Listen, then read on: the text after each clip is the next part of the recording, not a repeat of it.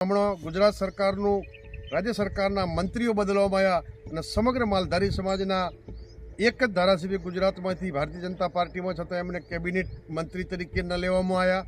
છેલ્લા 30 વર્ષથી હું જોઈ રહ્યો છું નિગમના ચેરમેનો એક બનાવે, ન બનાવે તો માલધારી મહાપંચાયતના મંડાણ કરી અને સરકાર સામે લડી અને ભાજપમાં બેઠાને કહું છું તમારું ત્યાં ન ઉપજતું હોય, જી હજૂરી કરવી હોય તો આવો સૌ સમાજના દીકરા બની રાજીનામું આપી અને સમાજના ન્યાય માટે લડીએ। ગુજરાતમાં થોડાક સમય અગાઉ આમ આદમી પાર્ટી દ્વારા બોટાદ ખાતે એક મહાપંચાયત કરવામાં આવી। તે પછી સુરેન્દ્રનગરના સુદામડા ગામે પણ આમ આદમી પાર્ટી એક મહાપંચાયત કરી હતી। તો હવે ગુજરાતમાં એક સમાજ સત્તાધારી ભારતીય જનતા પાર્ટીથી નારાજ થઈને મહાપંચાયત કરવા જઈ રહ્યો છે, તે છે માલધારી સમાજ। વાવ થરાદના આગેવાન ઠાકરસિંહ રબારીએ હવે ચીમકી ઉચ્ચારી છે કે જો માલધારી સમાજને પૂરતું પ્રતિનિધિત્વ આપવામાં નહીં આવે કે પછી સમાજની માંગણીઓ પૂરી નહીં થાય તો સમાજ કરશે મહાપંચાયત। નમસ્કાર, જમાવટ સાથે હું છું પાર્થ।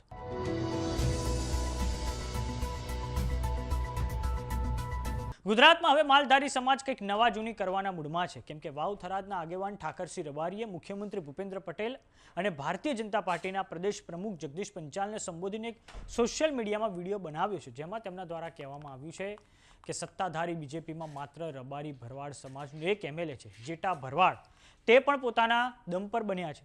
થોડાક સમય અગાઉ જ્યારે ભૂપેન્દ્ર પટેલ સરકારનું કેબિનેટ વિસ્તરણ કરવામાં આવ્યું હતું ત્યારે એક પણ માલધારી સમાજના એમએલએને મંત્રી નથી બનાવવામાં આવ્યા।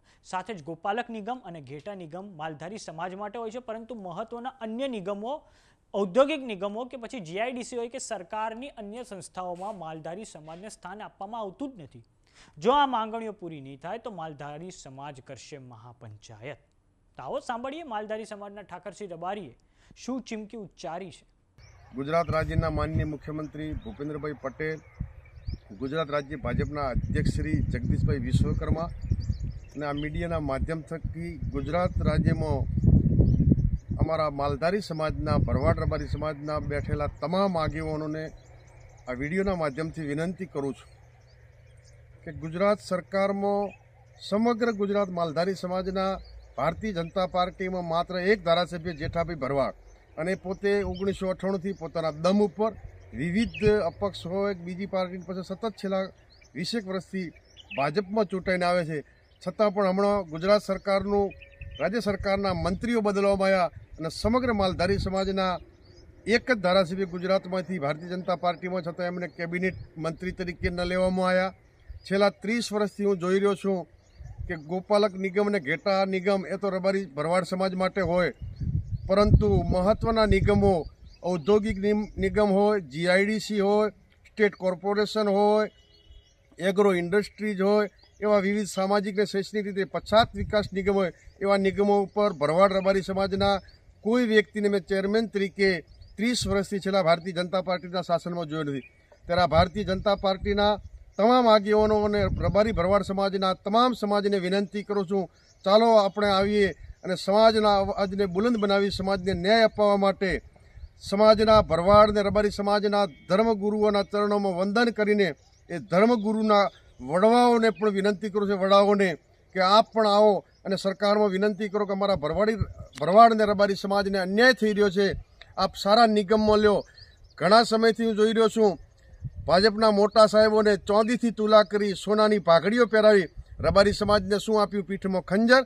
એટલે આપ સૌને વિનંતી કરું છું કે તાત્કાલિક હમણાં અન્યાય થયો છે, નિગમમાં એક ધારાસભ્ય હોય તેને મિનિસ્ટર ના બનાવે। નિગમમાં છેલ્લા 30 વર્ષથી કોઈ રબારી ભરવાડ સમાજના દીકરાને ન અપનાવતા હોય તો માત્ર ને માત્ર ભાજપની વાહવાહી કરી જી હજૂરી કરવા શા માટે બેઠા છો?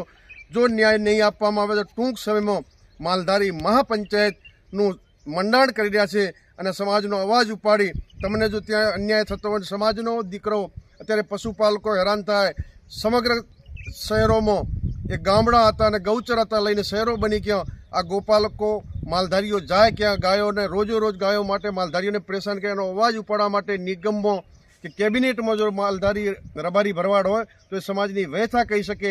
આવું જ્યારે અન્યાય થયો છે ત્યારે અન્યાય અમે અવાજ ઉપાડવા માટે ભરવાડ રબારી સમાજની ગુરુ ગાદિયાના વડીલો અને તમામ સમાજના વડીલોને વિનંતી કરું છું કે આપ સરકારમાં કહો, સરકાર સારા નિગમો એક સૌરાષ્ટ્રમાંથી, ઉત્તર ગુજરાત, દક્ષિણ ગુજરાત, મધ્ય ગુજરાતમાંથી નિગમના ચેરમેનો એક બનાવે, ન બનાવે તો માલધારી મહાપંચાયતના મંડાણ કરી અને સરકાર સામે લડી અને ભાજપમાં બેઠેલાને કહું છું કે તમારું ત્યાં ન ઉપજતું હોય, જી હજૂરી કરવી હોય તો આવો સૌ સમાજના દીકરા બની રાજીનામું આપી અને સમાજના ન્યાય માટે લડીએ.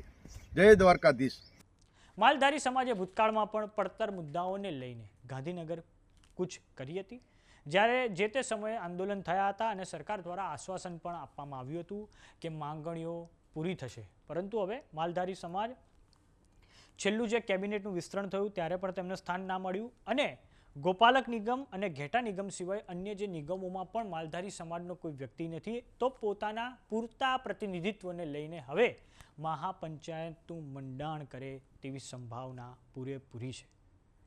તો આ બાબતે તમારું શું માનવું છે ઠાકરસિંહ રબારીના નિવેદનને લઈને અમને કોમેન્ટ બોક્સમાં લખીને જરૂર જણાવો. જો તમે અમને યુટ્યુબ પર જોઈ રહ્યા તો સબસ્ક્રાઇબ કરો, જો તમને ઇન્સ્ટાગ્રામ અને ફેસબુક પર જોઈ રહ્યા તો ફોલો કરો, સાથે જ અમારી વોટ્સઅપ ચેનલ આવી ગઈ છે, જોઈન કરવાનું ના ભૂલતા. નમસ્કાર.